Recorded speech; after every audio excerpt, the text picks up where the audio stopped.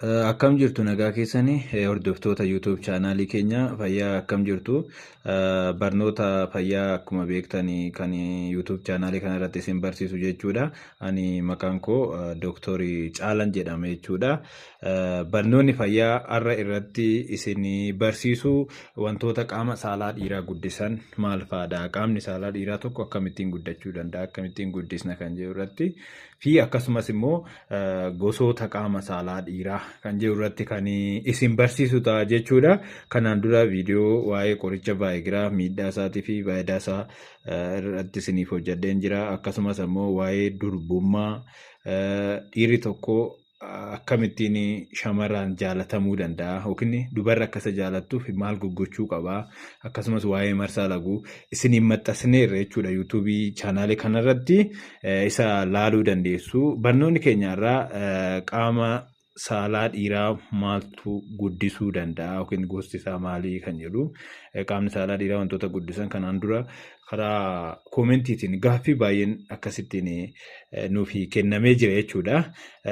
Qaamni saalaa dhiiraa tokko xiqqaadha kan jedhamu seentimeetira 7.5 gadi gaafa ta'udha jechuudha. Dhiironni hedduun baay'ee xiqqaachuu qaama saalaa isaanii akka dogongoraatti yaaduu baay'ee dhiphachuu garaagaraatti dhaga'ama jechuudha. Miira gadaantummaa fa'aa itti dhaga'amuu danda'a. Garuu kuni ta'uu hin qabu jechuudha.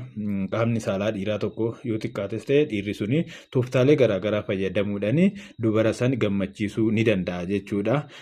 Tarii qaamni saalaa koo xiqqaachuudhaan dubara yookiin gaa'ela koo keessatti rakkoo uumaa dubara saniin tuffatamuu danda'a. Waan garaagaraa namoonni yaadanii dhiphachuu ni danda'an jechuudha. Sanuma xiqqaadha kan jedhamu 7.5 seentimeetiraa gadi yoo ta'e kanumaanuyyuu ta'e immoo dhiirri tokko dhalchuus ta'e dubara sanis gammachiisuu ni danda'ama jechuudha. Tooftaa garaagaraa fayyadamuudhaan. Kanaaf wantoonni qaama saalaa dhiiraa tokko akka inni guddatu godhanii maal fa'aadha jennee gaafa ilaalle saayinsiidhaan aga ammaatti akkasittiin beekamee qorichi mana yaalatti kennamee kanatu guddisaa qoricha akkana fayyadamuun ni guddisa kan jedhamu haga ammaatti hin jiru jechuudha. Haa ta'uuti garuu furmaanni jira jedhamee kaawwame ni jira. Kanaanis tokko inni jalqaba irratti kaawwamu qaama saalaa dhiiraa guddisuudhaa fi ispoortii hojjechuudha. Ispoortiin taayipii qaba. Gosa ispoortii hojjennu kan qaama saalaa dhiiraa tokko akka guddatu yookiin jabeessu godhu ni jira jechuudha. Ispoortiin akkasuma jijjiirama guddaas qabaachuu baatu garuu qaama saalaa dhiiraa tokko akka inni fayyaa godhatuu fi yookiin jabaatu gochuu ni danda'a jechuudha. Dabalee immoo nyaatota filatamoo adda addaa nyaanni akka afukaadoo, hundee diimaa, muuzii, shunkurtii, hanqaaquu, kaarotii fi wantoonni akka timaatimii baay'inaan yeroo sooranna ta'e walitti walumaa galatti kuduraa fi muduraa adda addaa nyaata qulqullina qabu soorachuun qaamni saalaa dhiiraa tokko akka guddatu ni taasisa jedhama. Dabalees immoo jabina isaati irrattis baay'ee murteessaadha jechuudha. Nyaatota adda addaa nyaachuun qullubbii adii fa'aa jechuudha. Akkasumas qaama saalaa jabeessuuf guddisuu qofa irratti osoo hin taane nyaata kuduraa fi muduraa qabu yookiin immoo nyaata qulqullina qabu nyaachuun sanyiin kormaa akka baay'inaan oomishamuuf illee gahee mataa isaa qaba jechuudha.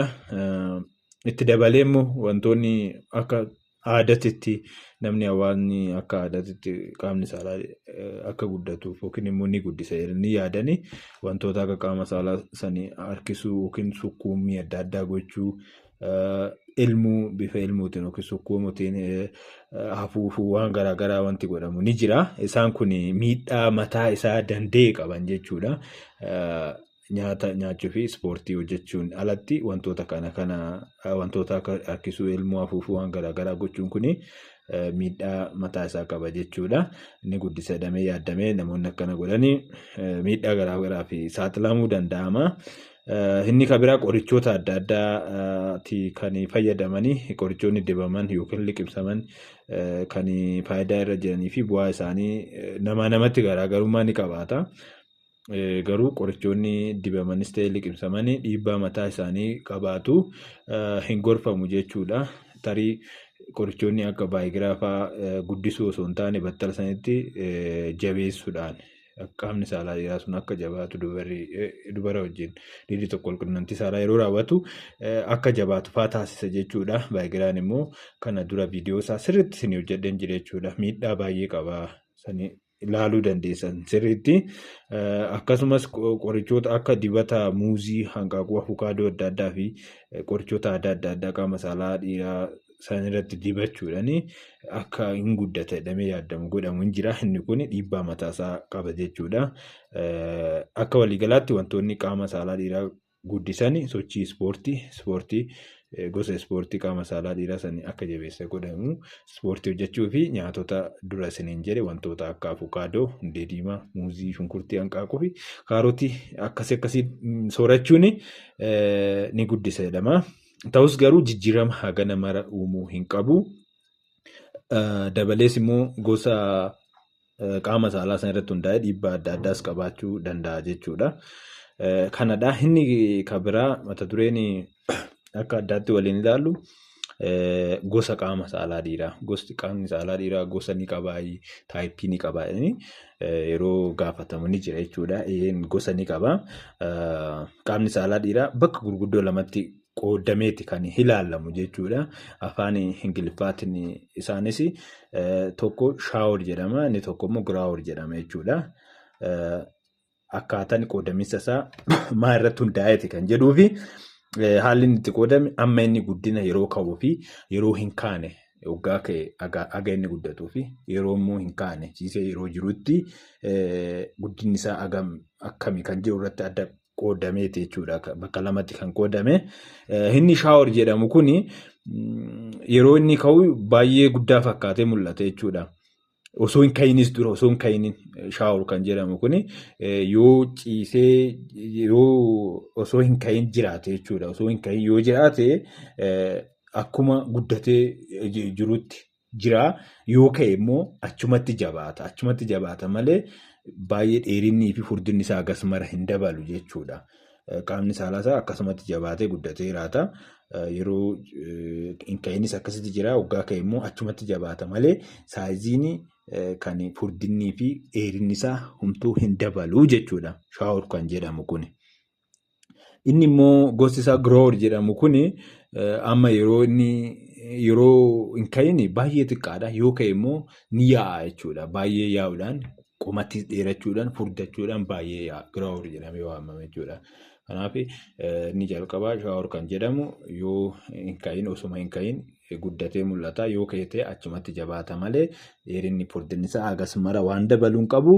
Inni immoo giraawor jedhamu kun yoo hin ka'in xiqqaate gara keessatti ol deebi'uudhaan xiqqaata.